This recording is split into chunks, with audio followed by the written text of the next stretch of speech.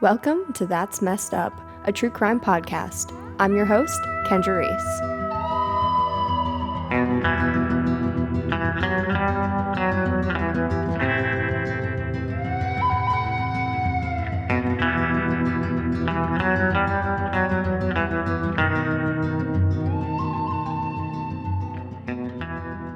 Today, this is my first podcast with Nicole who? Andersen. Yeah, it is. Okay, so I'm Kendra Reese, and this is Nicole Andersen, and this is my first time podcasting about any kind of true crime, so this is going to be interesting. But I did a lot of research about this case, and I listened to a couple other podcasts, Morbid being one of them. They're like my favorite. So I was really inspired by the way that they do their podcasts and how they're just like kind of goofy with it, but they're still respectful to the victims and things like that. So that's kind of the vibe that we're going for. And today we're going to talk about the story of the South Florida killer clown case of 1990. I'm so intrigued by this time. Which Nicole has not heard before.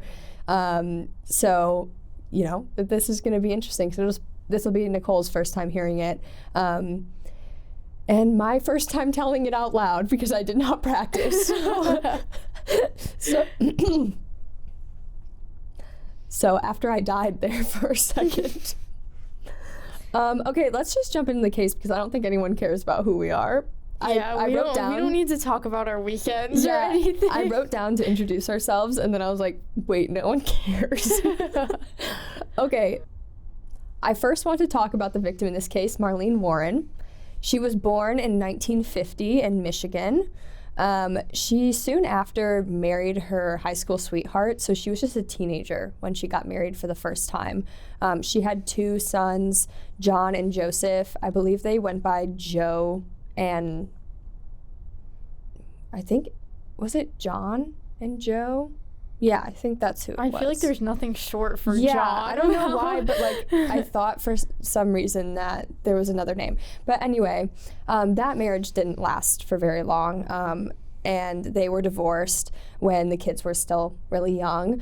So she married her second husband, Michael Warren, in 1972. She was only 20 years old when she married her. That sounds kind of like an asshole name.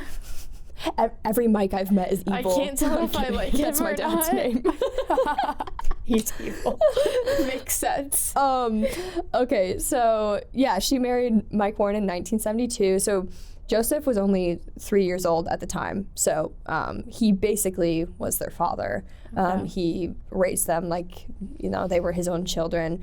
By all counts, he was a good stepdad to his kids. Nothing crazy ever happened, just a normal family, but they were pretty well off. So the family moved to what is called the Arrow Club in Wellington, Florida. It's one of those gated communities, but hear me, like, this is crazy. It has a runway in it. Like, what's the runway for? For planes, like for the like the families have planes and they like land them. So it's like, that's absurd. So it's like, oh, they got money. Like, they have money. So obviously this is not a place where there's much crime happening. This is like a very, like, they were doing well for themselves. They had a few businesses that they owned together, lived a pretty average life because of that. I mean, a little above average because of that. They had properties in like West Palm Beach area as well as a couple racehorses, I believe, or it might have just been one, but they at least had one racehorse because Mike was really into the racehorse scene. So they were kind of high society people over here. Which is fun. Like, I want to, like, racehorses, like, that's a different level. You want to wear one of the silly hats that they wear to the races? Wait, I kind of do. I'm picturing this family all dressed up with their fancy hats at the Kentucky Derby. Wait, that's kind of, I mean, I'd like to experience it, but that's a crazy life. And yeah, but there's something about racehorses that's just like, oh. It's crazy that they were the ones racing them. It's one thing to be into racehorses. It's another thing to have to them. like have them. Yeah, like not just gamble on them. It's like, no, that's my horse. And then also, I don't know about jockeys. Like do you have to hire a jockey? So he didn't ride his own horse. No. Someone else. None of the kids rode his horses. No, like it was a professional racehorse. So like it raced in those races, but you have to like So do hire you a think jockey. the jockey pays them for the horse, or they pay the jockey to I think ride they the pay horse? the jockey. Wouldn't that make the most sense? I feel like there should be horses that are in demand, though. I feel like a jockey would be a jockey. I feel like a jockey would be like, your horse is really fast. I want to ride that Can I horse. get on that horse, please? Hey, let me ride that horse, Mike Warren. Actually, I'm pretty sure that's exactly how it happened. Okay. that was a tangent. Okay. Aside from the racehorse, they owned a place called A Bargain Motors, and that was like a car rental business, and that was like a big source of their income. It was a thriving business. But in 1988, a tragic car accident took the life of their son, John. No. Which was obviously very devastating to the family. And, that grief was something that, they never really got over, and it kind of took a toll on their marriage. It was really hard for them to, like, get back to the family that they were before. So that was, like, really tragic, and it led to them not having the easiest marriage after that, Mike and Marlene. So I want to go to the day of May 26th, I believe. Yeah, May 26th, 1990. This was Memorial Day weekend. Joseph had some friends over. I believe he goes by Joe, so I'm going to call him Joe. Okay. He had some friends over. They were just finishing up breakfast. It was like 10:45 a.m. and they noticed a white Chrysler LeBaron, I believe is how it's pronounced, pull into the driveway. So there was a knock on the door, and Marlene went to the front door, opened it, and she was met face to face with a clown carrying a bouquet of flowers and some balloons, which absolutely no thank you. Yeah, that's weird. Do not dress up as a clown and come to my house. You're getting a face full of door.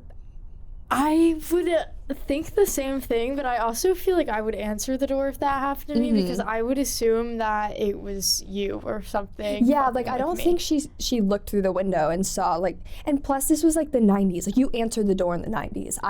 I don't answer my door now. Yeah, I feel like she probably just thought it was funny. What if one of your friends is pranking you with a random clown? Oh, yeah. I feel like that's the first assumption I would have if this happened to me. Yeah, I don't think she had any, so actually accounts, so like Joe was with his friends in the kitchen, and they had just eaten breakfast and whatever, and they heard the doorbell ring. They saw his mom go and answer the door, and she loved it. Like, she opened it, she was like, oh, it's a clown. Like, she didn't think it was scary at all. I feel like something really bad is about to happen. Now I'm really upset. Yeah. So Joseph actually later recalled hearing his mother say something along the lines of oh, how pretty, how nice, about the bouquet of flowers and whatever.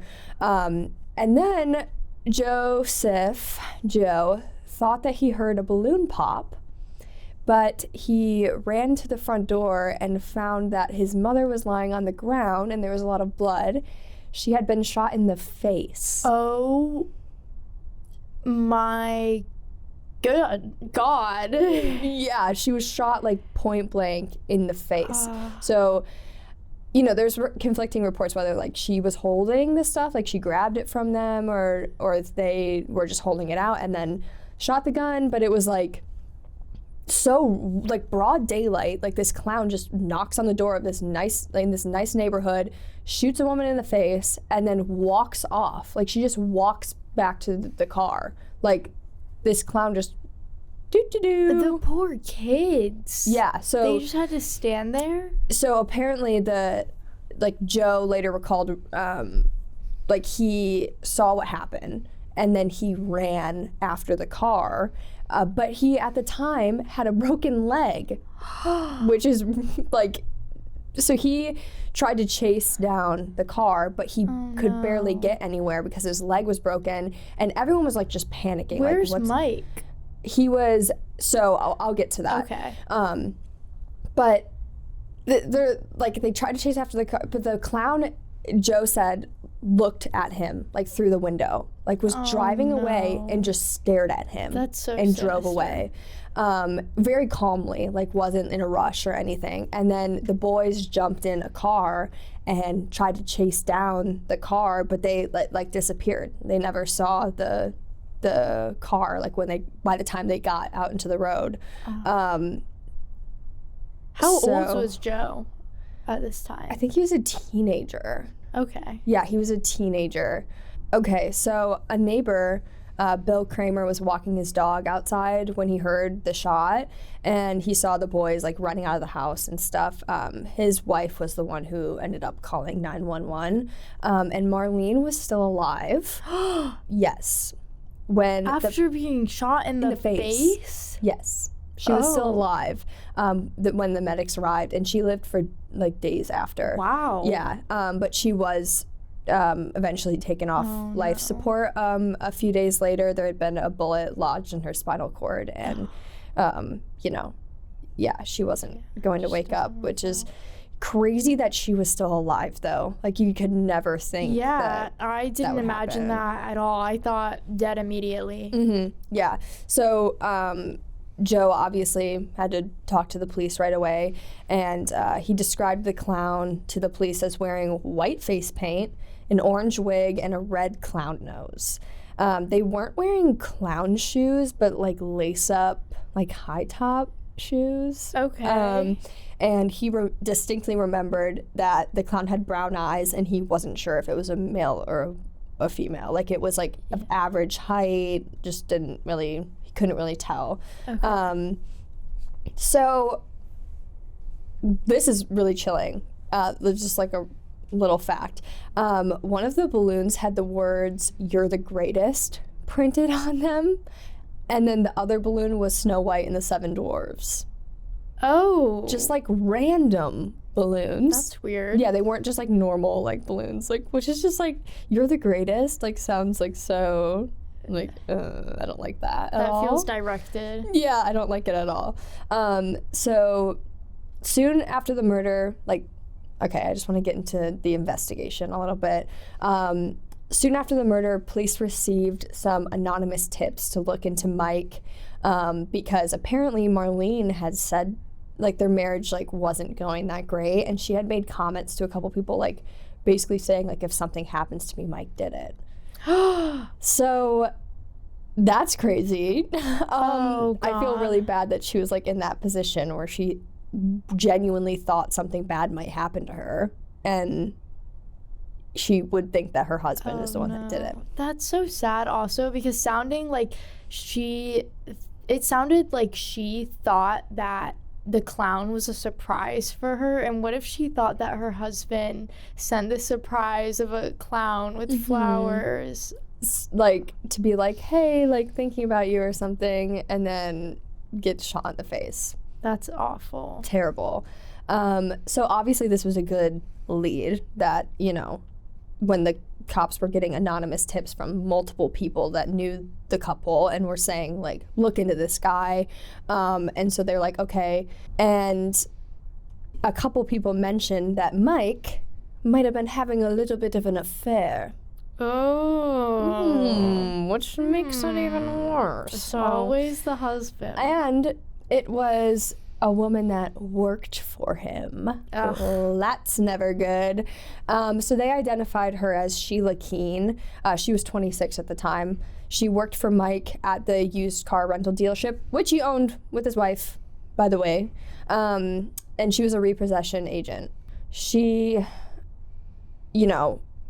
was described as being kind of like a hard ass type of girl. Like, just not like overly friendly, like more like an aggressive type. Like, she was kind of masculine, I guess. the police discovered that, like, there were rumors of the affair within the company as well. Like, they went to Bargain Motors and talked to some of the employees, and they were like, yeah, like, this is what's going on. And they even, like, gave some details about them being, like, intimate, like, in the office. That's and stuff. messy. Like, which is disgusting. So obviously that, you know, ties in with the marital problems. So interesting enough, Sheila carried a .38 caliber pistol for protection. Did it match? We'll get to it, all right? So she shared or bought that gun with her ex-husband, but she still, because she also had an ex-husband, she still carried it on her person. So obviously the police are like, okay, all right, this is all adding up. But, you know, in the meantime, they needed to investigate the evidence at the scene and check out alibis and things like that. Yeah. Because at this point, they're like, okay, we're pretty narrowed in here on a couple people. So Mike, when the police found him, I believe later that day, he was miles away at a racetrack. Watching those horses run around, you know, but he was with multiple other people, you know, that were with him all day.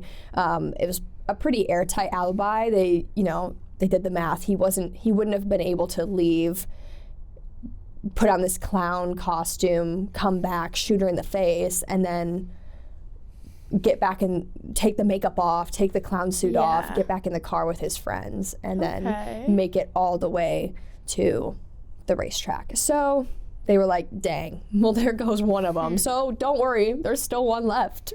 Miss Sheila. Sheila's alibi said that she was repossessing cars at the time of the murder, but she couldn't remember which ones. Oh. I don't remember which ones I was repossessing, but I swear I was repossessing them. She didn't think that one through, did she? Okay, idiot. Like, you can't come up with something better than that. Yeah, that's horrid. Like, they're so dumb. Did anyone attest to her repossessing these cars? Like, she just wasn't doing it. Like, they keep tabs on those types of things, you know? Like, don't you guys keep, like, a sheet of the cars that you repossess? Stupid. And she had conveniently lost that gun. Oh. Where did it go? She just misplaced it that week. Oh, girl. I misplaced my gun, and also I have kids at home. Yeah. She had kids, or at least one kid.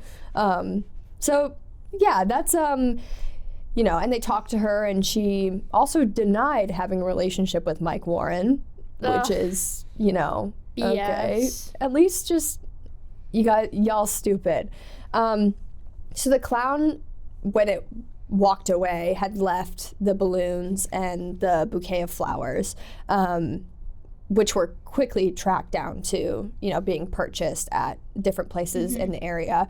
I think it was the balloons and the flowers that were both purchased from Publix. Or maybe like one of them was purchased at Publix. I think it was the flowers, and then the balloons were purchased at a Winn-Dixie or something, but they were all within, you know, miles of Marlene's, or no, miles within, they were all within miles of Sheila's apartment.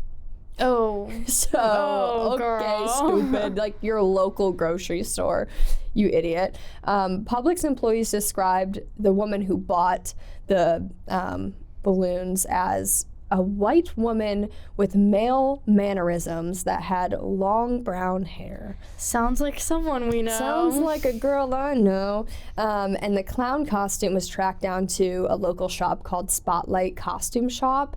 Employees also gave the exact same description. And the woman was like very adamant, like, I need this clown costume, and like, I need it now. And she was like, that's weird, like, that was her choice of costume. Yeah, like, she knew she was going to be a clown.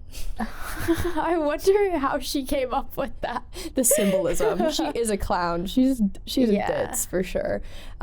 So 4 days after the shooting, police found what was it? A white Chrysler LeBaron in a Winn-Dixie parking lot. Okay, that's where I got Winn-Dixie from. The stuff was purchased from Publix. Okay. The Winn-Dixie was just miles from Marlene's house. Oh. And that's where there was a car sitting empty in the lot for days. I believe it was 4 days after the shooting. So all of these places are obviously extremely close together. Not a lot of planning went into this, or like a lot of smart planning went into this. Like, if you're gonna be a criminal, at least give it a try, you know? Yeah, I think this sounds like it was planned within a day. Yeah, or just like by someone very stupid. Yeah, that too. So the car had actually, you know, the police obviously had to look into the car, was not Sheila's car. So the car had been stolen, but it was actually rented originally from a rival dealership of Mike's dealership, and it was called Payless. And actually Mike had been sued by that company at some point, which is really interesting because he made an ad that said like pay less at Bargain Motors or whatever, but like That's funny. but like but this other place was called Payless, so it like drove more traffic to his business instead of Payless business. So a couple was the one who had rented the car from the other place. Okay. And when they were ready to drop it off, they ended up accidentally calling Bargain Motors instead of Payless. Like, they forgot that they got it from, like, they got confused about which dealership they had gotten the car from. And so they called Mike's company, Bargain Motors. Someone answered the phone at Bargain Motors and told the couple to leave the car on the street, put the keys in the visor, and I'll take care of the rest. And the next person to drive the car was conveniently Sheila. Oh, So, wow. I wonder who answered that phone. So the car was like reported stolen, like from that other, you know, the other company. So a search of the car found several orange and yellow fibers and some long brown hair. Oh, I wonder whose hair that is. So this was early 90s, and DNA tests, like, obviously were not what they are right now. They found that the brown hair in the car was similar to Sheila's hair, but they couldn't say for certain if it was hers or not. Okay. Like, they weren't able to do that back then. And police were able to obtain a search warrant for Sheila's apartment, where they happened to find fibers of orange and yellow acrylic material on the sole of some black lace-up shoes. Oh. Crazy. The clown wig and costume was actually never found. And to this day it was never found. And so they also got a warrant for Bargain Motors as well, because Mike and Sheila obviously spent a lot of time there. Mark was arrested for racketeering, grand theft auto, amongst other things, soon after they obtained this warrant, because they did some investigating into the business itself, and it was like super shady. So Mike was arrested, but not having anything to do with the murder. He was just arrested, and he ended up serving 4 years in prison for this in like the mid-90s. And Was he tied to the murder at all? so we'll get to that. Okay. Yeah. He was let out in 2002. From prison. But despite all of this overwhelming evidence that obviously tied Sheila and possibly Mark to the murder of Marlene, the case went cold because the evidence was deemed circumstantial. It wasn't, you know, a smoking gun. They didn't have the gun. They didn't have, you know, so they didn't have a gun or anything that was like, okay, this is her DNA. You know, they couldn't find murder weapon. They can't find, you know, I think it's like, that's got to be so frustrating for these investigators, because it's like, we know who did it. Like, we know she did it. Like, there's no way it wasn't her. Everything lines up perfectly, but, you know, someone on the jury could, like, one person on the jury could be like, I don't know, circumstantial evidence, and then she could be acquitted, and then they can't try her for the same thing. So they were like hoping that they would be able to actually nail her for this and like be able to make an arrest and get her put away for it. So in 2002, this is when Mike is released from prison, and this is obviously a while after the shooting happened. Yeah. Sheila got married to a man named Mike Warren. But they didn't have an affair back then? Excuse me? They were just So now she coworkers. is Sheila Keene Warren. Yeah, very interesting for him to, deny having anything to do in this murder, but marrying the woman who is definitely responsible. I feel like that kind of shows he had to have had something to do with it, because if you really think someone is a cold-blooded murderer out of the blue, why would you marry them? Why would you marry them? Or like, even if you had like an inkling and like a little piece of you that thought this woman murdered my wife, who I loved so very much. Yeah. You wouldn't I be would with be them. pretty mad about that. Yeah, you would, even to like save face too. Like you gotta be like, that's for messed Maureen too. up. And her poor son. I mean, Joe was still alive at the time. These people need to learn about divorce. There's this thing, but actually, so that's interesting that you bring that up. I was thinking the same thing too, but Marlene's name was tied into the businesses that Mike ran. So if they got divorced, she would get like half of the bargain motors. Like, he didn't want to give her what she would have. What a piece of shit. Like, that's why he was carrying on this affair and not, so it was murder her or lose some bargain money. motors. Oh no. Like, come on. So the couple got married when he got out of jail. They're so dumb. And they ended up living in Virginia. And they got into the fast food business because why not? And they opened up this like fast food restaurant, something about a cow. It was like Purple Cow or something. And they hired people. They did the thing. It was like a decent business. Like, they did well for themselves. Okay, Purple she Cow. ended up calling herself a different name, Deb. She stopped going by Sheila. I wonder why. Oh. And she was known for being like a difficult employer. So like the employees did not like her at all. They thought she was harsh and just aggressive and annoying and, all the things. And rumors were circulating that maybe Sheila killed Mike's ex-wife. Oh. So this is something that I didn't find anywhere else besides the Morbid girls said this, which is like great investigative work by them, because this is crazy. For Halloween one year, Did they dress up as clowns? oh, Sheila did. She dressed up as a clown, which Did is Mike dress up terrifying. as a clown with her? I didn't see a picture of Mike doing it, but like there's a picture of Sheila at their fast food place, and she's dressed up as a clown. That shows literally no remorse. None at all. That's her like taunting, horrid. like being like, haha, I got away with it.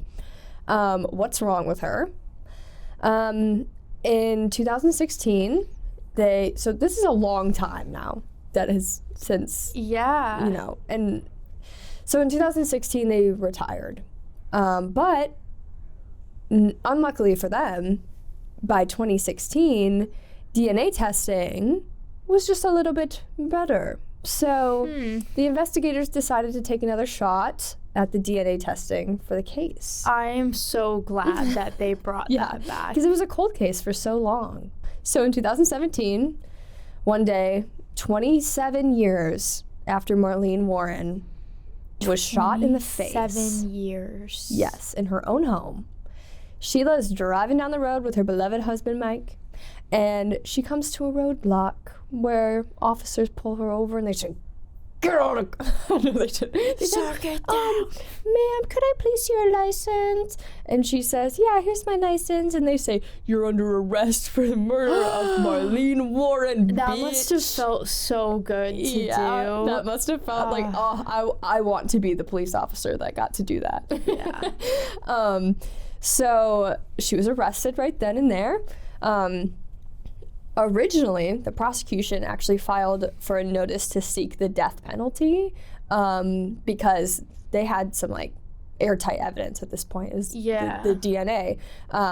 And after like a few years, you know how court proceedings can take forever. Yeah. They decided not to go after the death penalty because, you know, at the risk of someone in the jury being like, oh, well, she doesn't deserve death, and then same situation where like she can get off and not have to serve her time. So her trial actually kept getting pushed back further and further because of COVID. So she was arrested in like 2017, but you know the legal stuff took so long, but she was awaiting trial in jail. I don't know if they didn't allow for a bond or if she didn't pay it. I don't know what it was, but she was in jail that whole time. And it just kept getting pushed back and back and back. So after 5 years of awaiting trial, she took a plea deal.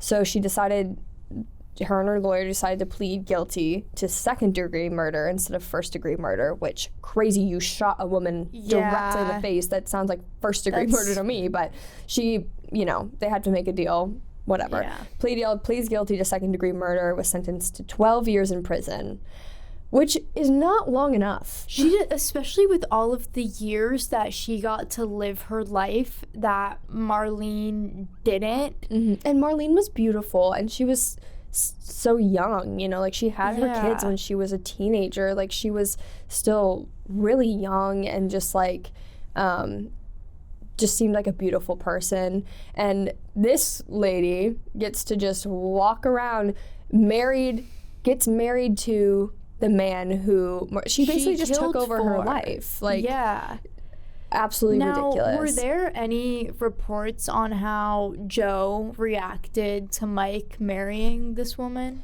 Joe just obviously stopped communicating with his especially stepdad. When he went to jail and all that. Just after like the murder, he was just like, I mean, everyone knew. So that was really hard for Joe because he, you know, Mike was his father in all, you know, senses of the word. Like he raised him, and then he basically lost both parents that day. You know, he didn't really have, and he had lost his brother too. Like how terrible, you lose your young brother in a tragic car accident, then your mom gets shot in the face, and it turns out that your stepdad was murdered her, possibly involved, which Mike never gets. They never can tie him to this. Yeah, I guess you can imagine, but you can't put someone in jail based on suspicions. Yeah, like you just can't do that, which, you know, it is so long ago. They had no, you know, a written letter from him or anything that was saying, like, let's do this. Like, it wasn't like they could track their phone records from back then and things like that. So, yeah, but at least we can sleep well knowing that Mike did spend some time in jail for all the other shady things that he was doing. I hope he obviously didn't think long and hard enough because he married this woman. And so, wait for this will make you mad too. So she was sentenced to 12 years, but because of time served, because she waited for her trial for so long, she is set to be released in 2025 as of today. Next year, baby. Keep her in there. Keep this lady locked away. Keep her out. And she claims that even though she took that plea deal, it was just because she said she just took it because like everything was going crazy with the trial and stuff. Like she just wanted to get the sentencing over with because she had been waiting for her trial for so long. That's why they decided to take the plea deal. According to her, she's innocent. She never did it. Absolutely not. And Joe actually ended up left with basically nothing because Mike, like, he sold the house and stuff, didn't give, like, nothing was left to Joe because he wasn't in charge. He was just a kid. So he was actually left with basically nothing, which is really sad. And he went through some hard stuff in his life. He got into like drugs and like kind of like the bad crowd kind of thing. But he did end up turning his life around and now owns a construction company, which he still does. Oh, well, that's good to hear, at least that in the end he ended up okay. Yeah, like he's doing well for himself now, but it's like, oh, that poor guy. Yeah, that's awful. And I read an article that said, like, he was just like, you know, it's good that there's finally some closure with at least there was like some sort of justice. Like, it's never enough. Like, there's never going to be enough justice. Yeah, but at least it's like bring her back. Not a cold case anymore. Like, he can finally move on from it, knowing that, you know, at the very least, even if Sheila is not in prison for the rest of her life, she's still a convicted murderer. Yeah, and I think it would be really hard for her to have a life outside of this. Yeah, I hope like, people make it hard for her. Everyone knows who you are. You can call yourself Deb if you want to, but you're still Sheila, and you shot a woman in the face, and anyone who's capable of shooting someone in the face is a monster. Especially when their child is right around the corner thinking that it's a balloon pop. Mm-hmm. That's terrifying. Awful. So that was the case of the killer clown in Florida in 1990. That was brutal. That was brutal. It was interesting for me to try to like structure this so that you wouldn't know right away that she was the killer. Yeah. But you know, it was so plainly obvious. once she was mentioned, it was like, that girl did it. That's awful. Well, Nicole, thanks for coming on. Of course. We'll do it again. Of course. And that's it. And that's it. Now we kiss.